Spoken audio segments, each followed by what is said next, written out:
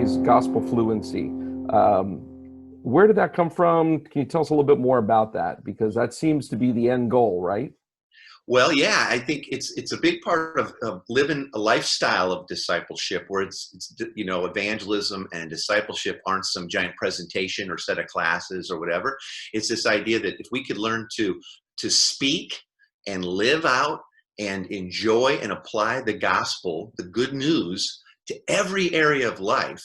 In other words, we become fluent in that language like any other language, then as we're doing normal life with people, we're able to have that fluency where we can speak good news into, a rough spot in marriage, or the fear of losing my job, or the fact that I did lose my job and the finances aren't coming in yet, or parenting issues, or identity problems, or abuse in the past, or depressions. There really is good news for all that in the gospel. And so Mhm. most people, I have found, most Christians are not that fluent in how the gospel speaks into all of life.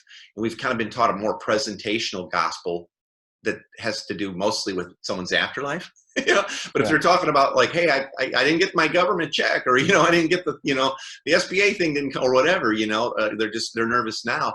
Listen, they're not worried about that just yet, And so we talk about discipleship being the process of moving from unbelief to belief in absolutely every area of life in light of the gospel.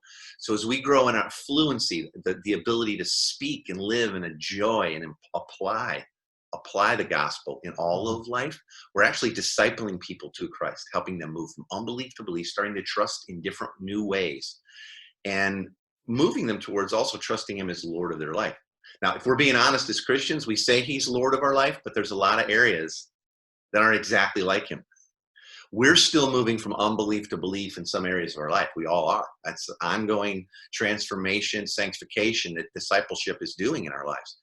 But the gospel primer was created to help us really understand the gospel. And you'll see right away that, day one, week one, it's going to expand your view of it so much beyond just, hey, my ticket to heaven. And it's primarily about my afterlife. And in between now and then, I'll just try to sin less and go to church, I suppose. Yeah.